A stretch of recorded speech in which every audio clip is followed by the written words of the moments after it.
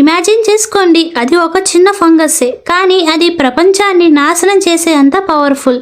సైంటిస్టులు దాన్ని 20 సంవత్సరాల క్రితం ఒక సీక్రెట్ గవర్నమెంట్ ఫెసిలిటీ ఫ్రీజర్లో ఉంచి లాక్ చేసి పెట్టారు. కానీ ఒకరోజు ఆ ఫ్రీజర్ నుంచి అది బయటికి రావటం మొదలవుతుంది.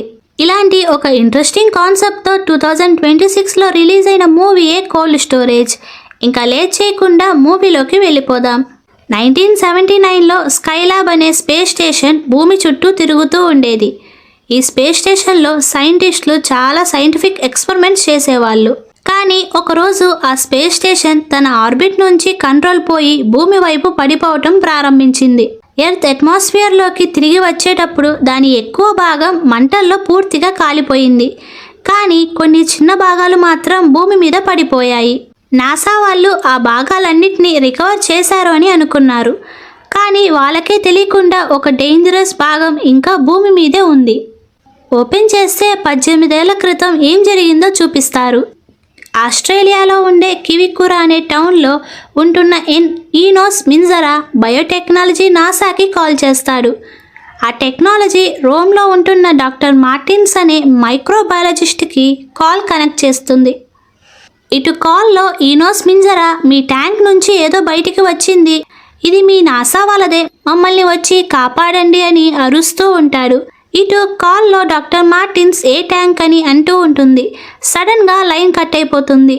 కట్ చేస్తే 27 అవర్స్ తర్వాత doctor Martin's, major queen, Romano అనే ఇద్దరు ఆఫీసర్స్తో కివికురాకి వస్తుంది. వాళ్ళు ముగ్గురు కలిసి కివికురా అనే చిన్న టౌన్లోకి వెళ్తారు. రొమానో స్కై స్పేస్లో నుంచి పడిందంట 1979లో ఇండియన్ ఓషన్లో పడిపోయింది కదా అని అంటుంది.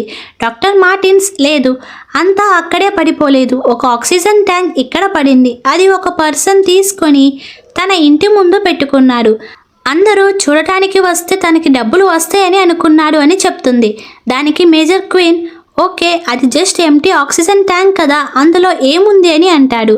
దానికి డాక్టర్ మార్టిన్స్, లేదు, అది ఎంటీ ట్యాంక్ కాదు, దాంట్లో ఉన్న ఒక ఫంగస్ ఒక స్పీసీస్ నుంచి ఇంకో స్పీసీస్కి ఈజీగా స్ప్రెడ్ అయ్యే ఫంగస్ని పంపించాము అని చెప్తుంది. అయితే కానీ మనం పంపించిన ఫంగస్ వేరు, వచ్చింది వేరు.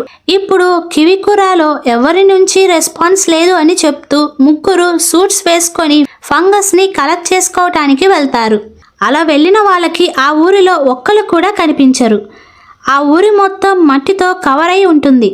అప్పుడే డాక్టర్ మార్టిన్స్కి ఆక్సిజన్ ట్యాంక్ కనిపిస్తుంది. ఆ ఆక్సిజన్ ట్యాంక్ని అబ్జర్వ్ చేస్తూ ఉంటుంది. అప్పుడే డాక్టర్ మార్టిన్కి గ్రీన్ కలర్లో ఉన్న ఒక ఫంగస్ లాంటిది కనిపిస్తుంది. ఆ ఫంగస్ని కలెక్ట్ చేయడానికి మేజర్ క్వీన్ సహాయం తీసుకుంటుంది. కానీ సడన్గా తన షూ ఫంగస్ని తొక్కేస్తుంది. అది డాక్టర్ మార్టిన్స్ గమనించదు. ఆ ఫంగస్ చిన్నగా షూలోకి స్ప్రెడ్ అవటం స్టార్ట్ అవుతూ ఉంటుంది. ఇటు త్రిని రొమానోకి బిల్డింగ్ మీద ఒక బాడీ కనిపిస్తుంది. ఆ బాడీ లోపల నుంచి బ్లాస్ట్ అయినట్టు ఉంటుంది. అప్పుడే డాక్టర్ మార్టిన్స్కి ఈ ఫంగస్ హ్యూమన్ బాడీస్లోకి ఎంటర్ అయ్యి వాళ్ళకి స్ప్రెడ్ అవ్వమని చెప్తుందని అంటుంది. అప్పుడే ప్రతి ఇంటి మీద ఇలాంటి బాడీస్ కనిపిస్తాయి. ఇంకా వాళ్ళు అక్కడి నుంచి వెళ్ళిపోవాలని స్టార్ట్ అవుతారు. ఇటు ఆ ఫంగస్ షూలో నుంచి డాక్టర్ మార్టిన్స్ బాడీలోకి వెళ్ళిపోతుంది. అలా వెళ్ళిన కాసేపటికే డాక్టర్ మార్టిన్స్ ఫంగస్ చెప్పినట్టు స్ప్రెడ్ అవ్వటానికి చేస్తూ ఉంటుంది. మేజర్ క్వీన్, త్రిని, రొమానో ఆపడానికి ట్రై చేస్తూ ఉంటారు. కానీ సడన్గా డాక్టర్ మార్టిన్స్ తనని తానే షూట్ చేసుకొని చనిపోతుంది. అప్పుడే డిటిఆర్ఏ గవర్నమెంట్ డాక్టర్ మార్టిన్స్ కలెక్ట్ చేసిన ఫంగస్ శాంపుల్ని కలెక్ట్ చేసుకొని కివికురా ప్లేస్ మొత్తాన్ని పేల్చేసి ఆ ఫంగస్ని సేఫ్గా ఒక కోల్డ్ స్టోరేజ్లో ఉంచుతారు. కట్ చేస్తే కొన్ని సంవత్సరాల తర్వాత ప్రజెంట్లో ఒకప్పుడు కోల్డ్ స్టోరేజ్గా ఉన్న బిల్డింగ్ ఇప్పుడు ఒక సెల్ఫ్ స్టోరేజ్ బిల్డింగ్గా మారిపోతుంది. ఇప్పుడు సీన్లోకి మన మూవీ హీరోని ఇంట్రడ్యూస్ చేస్తారు. తన పేరే ట్రావిస్. ట్రావిస్ కార్ డ్రైవ్ చేసుకుంటూ సెల్ఫ్ స్టోరేజ్ షాప్కి వస్తాడు. ట్రావిస్ ఈ స్టోరేజ్ షాప్కి సెక్యూరిటీగా వర్క్ చేస్తూ ఉంటాడు. తనతో పాటు గ్రిఫిన్ అనే పర్సన్ కూడా ఉంటాడు. గ్రిఫిన్, ఈరోజు షిఫ్ట్ నువ్వే చేయాలి అని నీకు తోడుగా ఒక హెల్పర్ని పంపిస్తాను అని చెప్పి అక్కడి నుంచి వెళ్ళిపోతాడు. అలా ట్రావిస్ టైంని షాప్లో పోడ్కాస్ట్ వింటూ ఉంటాడు. అప్పుడే అక్కడికి ఒక ఓల్డ్ ఉమెన్ వస్తుంది. తన స్టోరేజ్ లాకర్ చూడటానికి వస్తుంది. ట్రావిస్ మాట్లాడుతూ ఆ ఓల్డ్ ఉమెన్ని లిఫ్ట్లో పంపిస్తూ ఉంటాడు. ట్రావిస్ వాగుడికి ఆ ఓల్డ్ ఉమెన్ కాస్త మాట్లాడకుండా ఉండు అని చెప్పి లిఫ్ట్లో తన స్టోరేజ్ లాకర్ దగ్గరికి వెళ్తుంది. ఆ స్టోరేజ్ లాకర్లోకి వెళ్ళి క్లోజ్ చేసుకొని గన్తో షూట్ చేసుకోవాలని చూస్తుంది. కానీ మళ్ళీ కాసేపు రెస్ట్ తీసుకొని షూట్ చేసుకుందాంలే అని అక్కడే ప్రశాంతంగా నిద్రపోతుంది.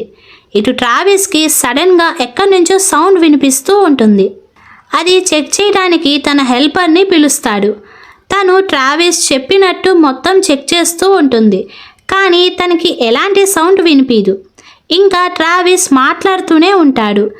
దానికి ఇంకా నువ్వు బాగా మాట్లాడతావు అనుకుంటా కదా అని అంటుంది.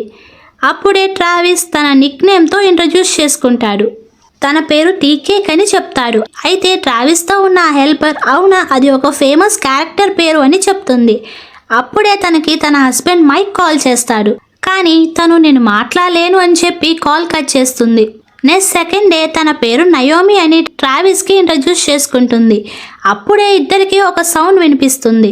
కట్ చేస్తే ఇటు నార్త్లో ఉన్న మేజర్ క్వీన్కి కాల్ వస్తుంది. ఆ కాల్ రాగానే మేజర్ క్వీన్ తన శాటిలైట్ ఫోన్ని ఆన్ చేసి వాళ్ళతో మాట్లాడుతూ ఉంటాడు. ఇటు ట్రావిస్ నయోమికి ఆ సౌండ్ ఒక గోడ నుంచి వస్తుందని తెలుస్తుంది. ట్రావిస్ సరే గోడ పగలకొట్టి చూద్దామా అని అంటాడు. దానికి నయోమి క్యూరియాసిటీతో సరే అని అంటుంది. అయితే ట్రావిస్ నేను జోక్గా చెప్పాను అని అంటాడు. కానీ నయోమి క్యూరియాసిటీ వల్ల ఎలాగోలా ట్రావిస్ని ఒప్పించేస్తుంది. ఇటు మళ్ళీ మేజర్ క్వీన్ని చూపిస్తారు. మేజర్ క్వీన్ ఒక ఆఫీసర్తో ఫోన్ మాట్లాడుతూ ఉంటాడు. ఈ కాన్వర్సేషన్లో ఆ ఆఫీసర్ మాకు ఒక ఫెసిలిటీ నుంచి టెంపరేచర్ ఇంక్రీజ్ అయినట్టు వార్నింగ్ వచ్చింది అని చెప్తుంది. దానికి మేజర్ క్వీన్ నాకు తెలుసు, అందుకే ప్రతి కండిషన్ పరంగా 2007లోనే మీకు రిపోర్ట్ ఫైల్ ఇచ్చాను అని చెప్తాడు. అప్పుడే ఆఫీసర్ మాకు ఎలాంటి ఫైల్ రాలేదు అని చెప్తుంది. క్వీన్ నెక్స్ట్ సెకండే ఏ టైంకి అలర్ట్ వచ్చిందని అడుగుతాడు.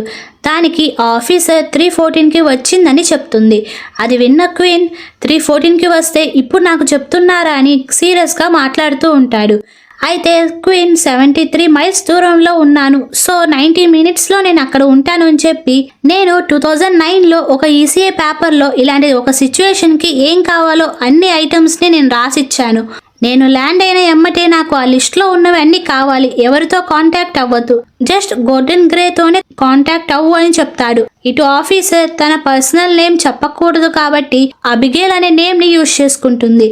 ఇద్దరు వాళ్ళు చేయాల్సిన పనులన్నీ చేయటం మొదలు పెడుతూ ఉంటారు. కట్ చేస్తే ఇటు ట్రావిస్ నయోమి ఆ గోడ పగలకొట్టి లోపల ఏముందో చూస్తారు. అప్పుడే వాళ్ళకి ఒక మెజరింగ్ ఎక్విప్మెంట్ కనిపిస్తుంది. ఆ ఎక్విప్మెంట్ టెంపరేచర్స్ని మెజర్ చేస్తూ ఉంటుంది. ఆ ఎక్విప్మెంట్ మీద ఏ లాకర్కి యూజ్ చేస్తున్నారో కూడా ఒక మ్యాప్ లాంటిది కనిపిస్తుంది. నయోమి క్యూరియాసిటీ వల్ల ఆ మ్యాప్తో దానిని చూద్దామని చెప్తుంది. కానీ ట్రావిస్ ఆపోజిట్గా ఉంటాడు. కానీ నయోమి వల్ల మళ్ళీ సరే అని చెప్పేస్తాడు. ఇద్దరు కలిసి ఆ మ్యాప్ని యూజ్ చేసి ఒక అండర్ గ్రౌండ్ ల్యాడర్ని కనుక్కుంటారు.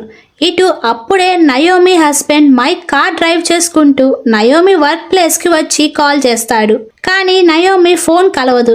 కానీ మైక్ ఒక మెసేజ్ని పంపిస్తాడు. అప్పుడే తన కార్ బ్యాక్ సైడ్ నుంచి సౌండ్ రావడం మొదలవుతుంది. సౌండ్ ఏంటి అని ఆ బ్యాక్ సైడ్ డోర్ని ఓపెన్ చేస్తాడు. సడన్గా అందులో నుంచి ఒక కుక్క బయటికి వస్తుంది. కానీ దాని ఒక సైడ్ మొత్తం ఒక డేంజరస్ ఫంగస్ లాంటిది ఉంటుంది. ఇటు మైక్ ఆ కుక్కని స్క్రాగిన్స్ అని పిలుస్తూ ఉంటాడు. స్క్రాగిన్స్ ఆ ఫంగస్ చెప్పినట్టు ఎత్తైన ప్లేస్కి వెళ్ళి పేలిపోతుంది. ఆ ఫంగస్ సడన్గా కింద ఉన్న మైక్ మీద ఫారెస్ట్లో ఉన్న ఒక జింక మీద పడిపోతుంది. ఇటు ట్రావిస్ నయోమి ఇద్దరు కలిసి ఒక టనెల్లోకి వెళ్తారు. అప్పుడే వాళ్ళకి ఒక డోర్ కనిపిస్తుంది. ఇద్దరు ఆ డోర్ని ఓపెన్ చేసుకొని లోపలికి వెళ్తారు. అక్కడ వాళ్ళకి అది ఒక కోల్డ్ స్టోరేజ్ అని తెలుస్తుంది. వాళ్ళకి అక్కడ ఒక ఫంగస్ కనిపిస్తుంది. ఆ ఫంగస్ అక్కడ ఉన్న ఎలుకలన్నిటినీ కంట్రోల్ చేస్తూ ఉంటుంది. కానీ ఇటు వీళ్ళకి ఆ ఫంగస్ ఎంత పవర్ఫుల్లో తెలీదు. కానీ ట్రావిస్ నయోమి ఆ ఫంగస్ని టచ్ చేయకుండా డోర్ని క్లోజ్ చేసి అక్కడి నుంచి వెళ్ళిపోతూ ఉంటారు. ఇటు మైక్ బాడీ మొత్తం ఆ వైరస్ స్ప్రెడ్ అవుతుంది. ఆ ఫంగస్ చెప్పినట్టు మైక్ గన్ తీసుకొని నయోమి కోసం లోపలికి వెళ్తాడు. మైక్తో పాటు ఆ ఫంగస్ ఆ జింకని కూడా నయోమి ఉన్న షాప్ దగ్గరికి తీసుకొని వస్తుంది. ఇంకా ఇద్దరు ఆ షాప్లోకి వెళ్ళిపోతారు. ఇటు మేజర్ క్వీన్ ఫ్లైట్లో ఉంటాడు. మేజర్ క్వీన్కి ఒక ఆఫీసర్ అబిగేల్ కాల్ చేస్తుంది. క్వీన్కి గోల్డెన్ రే చనిపోయి 1 year అయ్యిందని తెలుస్తుంది. అప్పుడే ఆఫీసర్ అబిగేల్ గార్డెన్ రే పొజిషన్ లో ఉన్న వేరే ఆఫీసర్ క్వీన్ యొక్క కాల్ ఫార్వర్డ్ చేస్తుంది. కానీ ఆ ఆఫీసర్ క్వీన్ చెప్పింది ఏమాత్రం పట్టించుకోడు. క్వీన్ కాల్ ని కట్ చేసేస్తాడు. నెక్స్ట్ సెకండ్ డే ఆ ఆఫీసర్ అబిగేల్ తన పర్సనల్ ఫోన్ తో మేజర్ క్వీన్ కి కాల్ చేస్తుంది. మేజర్ క్వీన్ త్రినీ రొమానో అనే ఒక లేడీ ఉంది, తనని కలువు, తనకి ఇన్ఫర్మేషన్ ని చెప్పు, ప్రతి ఒక్క ఐటమ్ ని తనే చూసుకుంటుంది అని చెప్తాడు.